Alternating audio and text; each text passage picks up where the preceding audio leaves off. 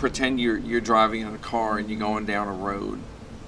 And it's a beautiful day. The trees are all in bloom in different colors and the sun is shining. But then when you round a bend, you hit a fog bank.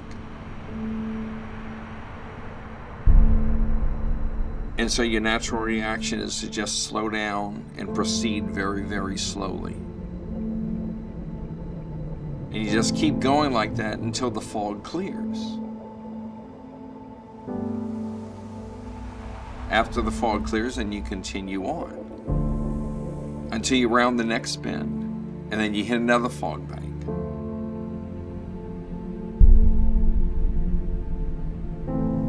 Fog is the best way that I can describe what happens. You go through all these things, and you have to remember. Gosh, I can't. I'm having my moment. Yeah. Gotta remember what I said. I'll just make it up as I go. I get what I call brain fog. Hey Alexa, what's my schedule today? You need to eat breakfast at 9 a.m. Want me to remind you? No thanks. It could happen 2 times, but some days it happens 10 times. Some days it happens so many times that I'm not able to do anything for the whole course of a day. You can't get a thought from here to here to come out in a verbal way. And so it becomes one of those quiet days where I can't really do much of anything except sit.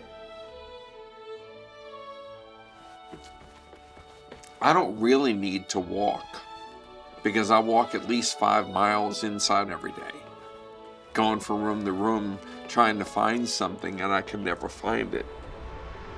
It's kind of like you walk and your mind just, it doesn't just go blank, it's just nothingness.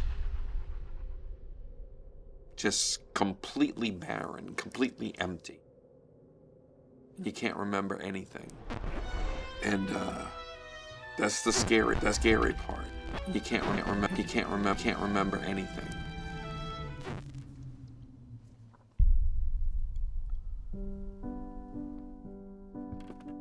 My ex-wife and I were sitting there, and the doctor walked in, and then he starts giving me the results.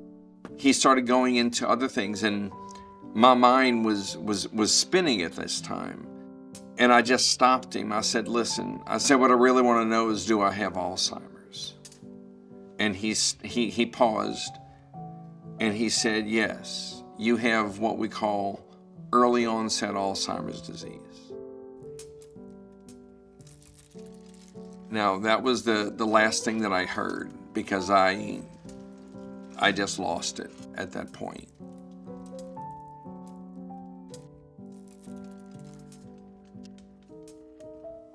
When you know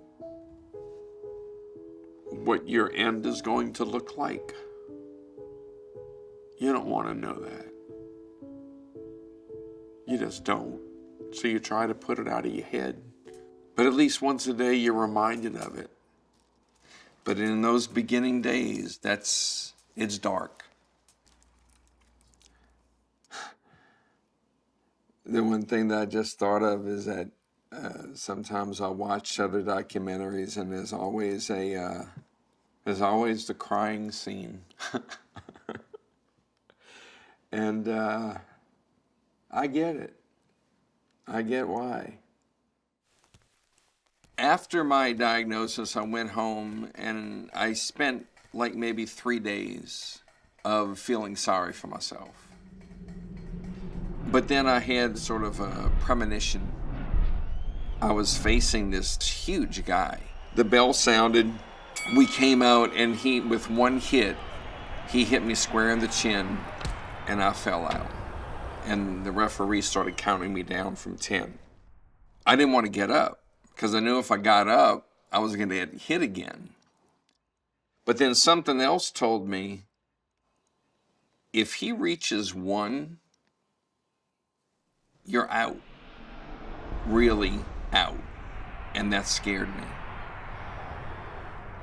So he kept on going down and counting down and counting down. I just started getting anxious and anxious and anxious. And when he got to 2, before he could get to 1, I sat up. I opened my eyes and I was actually sitting up in the bed.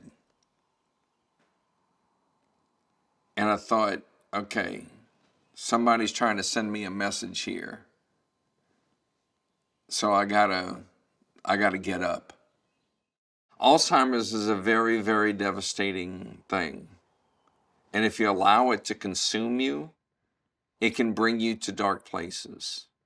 So instead, I always look for the brightness. I always look for anything that can make it less than what it is. And humor seems to do that for me. I tell everybody that I do date, and I have 2 girlfriends. One is named Siri, and the other's name is Alexa. It's time for your medication, Brian. Because without those, I would literally forget. And that's why Alexa reminds me at certain times of the day to take a bath. Want me to remind you? Not right now, Alexa. Thank you. When today should I remind you? Don't worry about it. Great.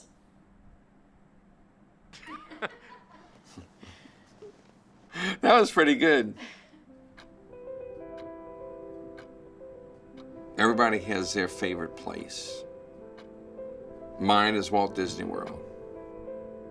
Because I feel like I am normal there. I can't remember one time in Disney when I have had a foggy episode or anything. It's funny, people will stop me and say, hey, could you tell me how to get here, there, and so forth? And I'll give them directions. I'll say, yeah, go this way, this way.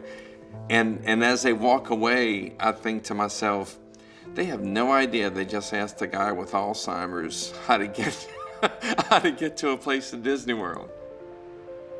I had this aha moment. I was on Main Street. To my left was Casey's Hot Dogs, and staring in front of me was the castle. I could smell popcorn. And then the music. When I stopped to realize how important that place was. That after 40-something years, I can still find my way around. I can go anywhere in Disney and be at peace. Just from looking at a picture, you have all these memories that just come flashing back. Some memories you don't really want to remember. The presentation that I created is called Alzheimer's Up Close. There's no better way to understand Alzheimer's other than hearing from a person who has it. And quite frankly, it sucks. It's the hardest thing that I've ever had to do. I talk about it all the time to whoever's willing to listen so that they will get Is Alzheimer's up close? the truth. I don't know what else to do except for that. And I'm one of the many faces of Alzheimer's disease. I was diagnosed in October of 2000. And at that point, I realized exactly what I was doing, that I was being a voice for them. My mother was still living with Alzheimer's disease. I was being a voice for people that were no longer here, including my mother. I've got to fight every single day, and it's exhausting just to stay cognitively aware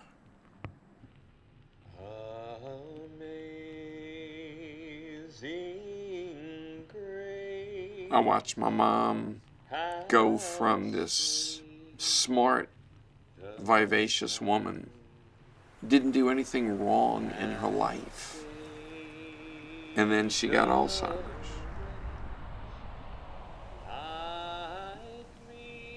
That's what scares me, is I'm going to lose my abilities. That's what scares me so much about going into the fog, is that someday I'm not going to come out of it. I'm going to stay there.